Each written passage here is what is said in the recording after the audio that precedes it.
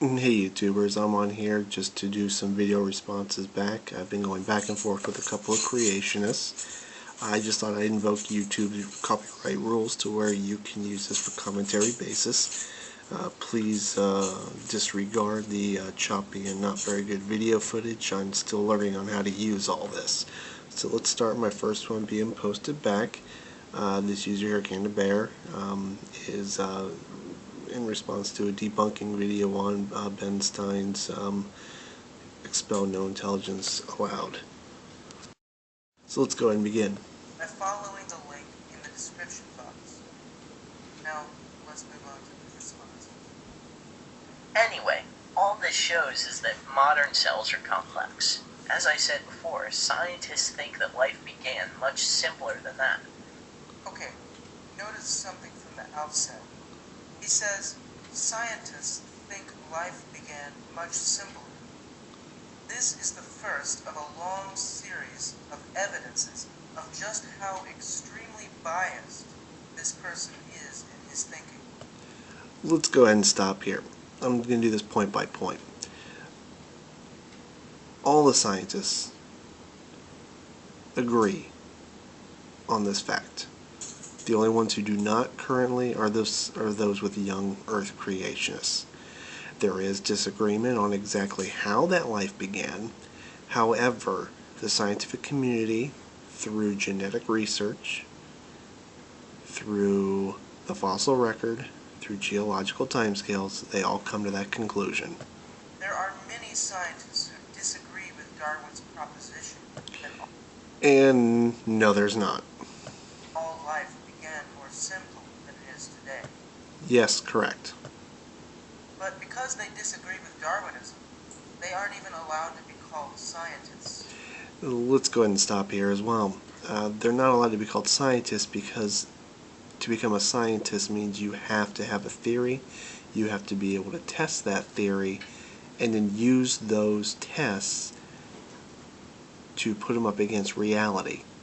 How does that actually tell us what is going on in the natural world? If you just can't come up with anything and there are no tests out there, you don't produce any such experiments that don't prove or even disprove what you're talking about, then by definition you are not a scientist. Scientist, for him at least, has become synonymous with Darwinist. And let's also stop here before I move on to the next point. Darwinist is just another creationist ploy where they think that anybody who believes in evolution is a Darwinist.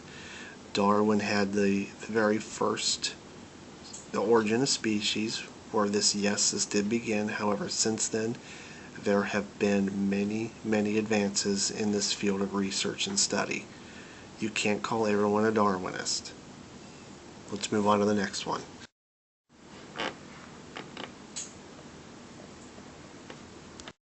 About mutations, so technically that would be beyond him. It's not beyond science, nor beyond the theory of evolution. This theory has simply risen above the awareness of its thinker. He's right about one thing. Modern neo-Darwinism is a lot. Yes, the person who posted that before that this video is in response to, that young man was correct. The one on screen is not. Different from what Darwin himself had envisioned. The reason for this. The reason why Darwin had not envisioned that is because he did not have the bevy of evidence that we have now in genetic research, additional fossil records, additional record in the geologic timetable, as well as other experiments that have proven this, as well as speciation that we see now, with new species being found more and more as the years go on. And time again to make room for the mounting contradictory scientific evidences. Each time a new discovery is made that doesn't fit the Darwinian paradigm, the theory is simply changed and a new story is invented that supposedly. Let's stop here. Since now there has been no discoveries that have ever made evolution change its theories. Most recently, when they started mapping the human genome, it came down to noticing how the extra chromosome laid in, again, feel free to Google the human number 2 chromosome. If that had failed to prove common ancestry, then every single scientist, whether how deeply they believed in evolution or not, would have had to throw everything away and start all over.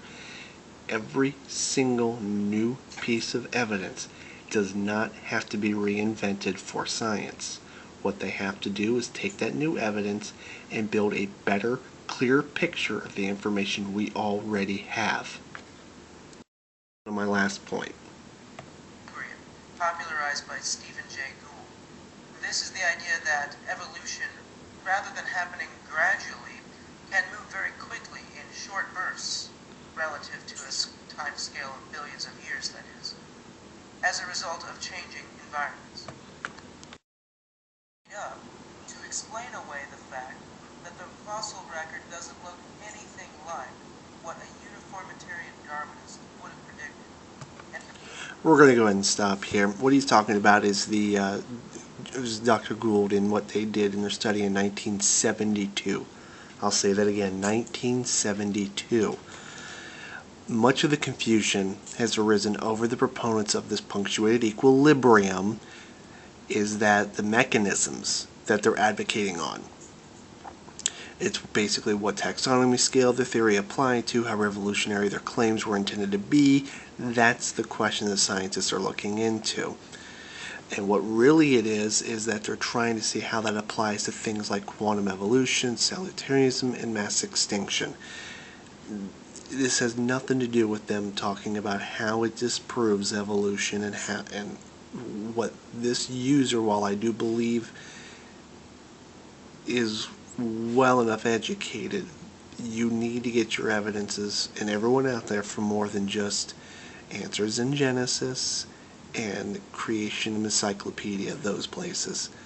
I'll try to go ahead and do some more videos on here. I just thought that this was a good one to start for my very first one. More people out there than DRJ and Thunderfoot and Prometheus 54 need to be out there speaking about this. Thank you.